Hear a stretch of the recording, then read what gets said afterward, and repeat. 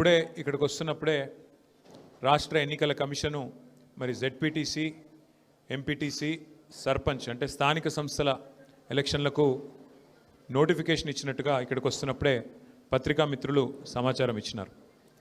గల్లీ ఎలక్షన్ అయినా ఢిల్లీ ఎలక్షన్ అయినా నాకైతే ఇవాళ రాష్ట్రంలో ఉన్న వాతావరణం చూస్తూ ఉంటే, ఎందుకంటే సరిగ్గా 10-12 రోజుల కిందట గద్వాల పోయినాం.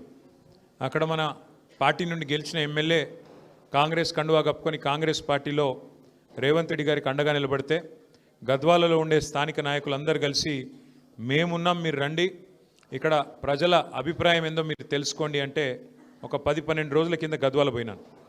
తర్వాత నిన్న అచ్చంపేటలో అక్కడ గతంలో మన పార్టీ నుంచి 2 సార్లు శాసనసభ్యుడిగా గెలిచిన నాయకుడు పార్టీ మారితే అక్కడ కూడా స్థానిక నాయకత్వం మేమందరం ఉన్నామన్నా, ఒక నాయకుడు పోతే ఏమీ అయ్యేది లేదు, పోయేది లేదు, మీరు రండి మా సత్తా చూపెడతామంటే నిన్న అచ్చంపేట పోయినా. గద్వాల 15 రోజుల కింద చూసినా నిన్న అచ్చంపేట చూసినా నాకు అర్థమైంది ఒకటే, రాబోయే రోజుల్లో వచ్చేది గల్లీ ఎలక్షన్ అయినా ఢిల్లీ ఎలక్షన్ అయినా ఖచ్చితంగా ప్రజలు తిరిగి కేసీఆర్ గారు మళ్ళీ రావాలి, తెలంగాణ రాష్ట్రానికి సారథ్యం వహించాలి అనే ఒక స్పష్టమైన ఆలోచన విధానానికి వచ్చినట్టుగా కనబడుతూ ఉన్నది. ఇవాళ మీరు చూస్తూ ఉన్నారు, గ్రామాలలో రైతులు ఏ పరిస్థితిలో ఉన్నారో మీరు చూస్తూ ఉన్నారు. మనం ఎప్పుడో గతంలో కాంగ్రెస్ ప్రభుత్వం ఉన్నప్పుడు చూసాం, 2014 ముందు ఎరువుల కోసం లైన్లు కట్టి ఎరువుల కోసం యుద్ధాలు చేసే పరిస్థితి గతంలో ఉండేది. మళ్ళా కాంగ్రెస్ వచ్చింది అంటే మళ్ళా అదే పరిస్థితి వచ్చింది.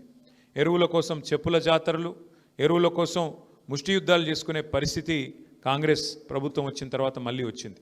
కాబట్టి రైతులు ఆగ్రహావేశాలతో ఉన్నారు గ్రామాల్లో. మహిళలు మరి మాకు ఇవ్వాల్సిన 2500 రూపాయలు ఇస్తానని చెప్పారు 100 రోజుల్లో, ఇయ్యట్లేదు అనే కోపం మీద మహిళలు ఉన్నారు. వృద్ధులు 4000 పెన్షన్ అన్నారు, ఇంకోటి అన్నారు, అరిచేతిలో స్వర్గం చూపెట్టి ఓట్లు వేయించుకున్నారు. ఇప్పుడు పత్తా లేరని చెప్పి వృద్ధులు, వితంతువులు ఎవరైతే పెన్షన్దారులు ఉన్నారో, ఆసరా పెన్షన్ అందుకున్న వాళ్ళు, వాళ్ళంతా కోపంగా ఉన్నారు. యువత 2 లక్షల ఉద్యోగాలని చెప్పి, విద్యార్థినులకు స్కూటీలని చెప్పి, నిరుద్యోగ భృతి 4000 రూపాయలని చెప్పి, ఇంకా చాలా మాటలు చెప్పారు, విద్యా భరోసా కార్డు అని చెప్పి యువత, విద్యార్థి ఈ రకంగా కోపంగా ఉన్నారు.